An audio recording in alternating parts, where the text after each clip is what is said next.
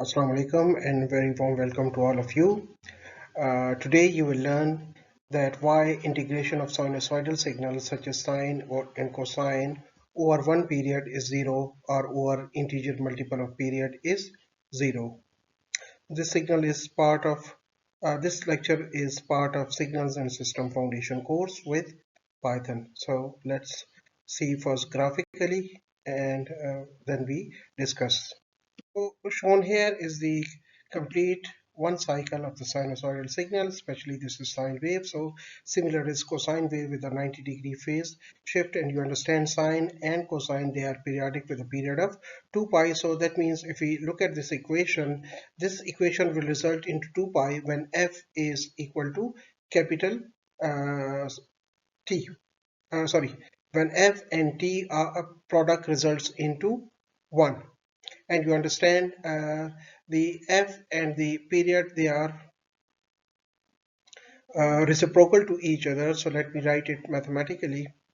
So that means when the small t, it reaches value of capital T, because uh, f is 1 over t, so 1 over capital T into t will result into 1.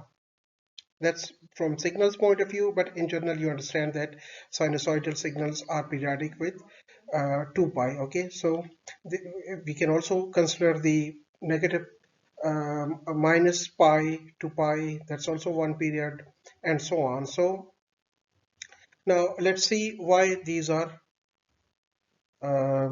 why the integration of sinusoidal signal is equal to 0. So we can say that in continuous time signals we add infinitely many tiny values and we use the integration. So that means integration can be viewed as continuous addition.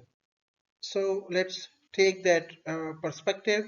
So let the shown in the green is the area of the positive half cycle. Okay, so this one area, and if we sum it, it equals to 2. Similarly, on the negative half cycle is shown here, and the area of this negative half cycle is also 2, but with negative sign, that is minus 2. So that means the total area will be equal to positive area plus negative area, which will result into 0. So that means the integration of sine or cosine over one period will be 0.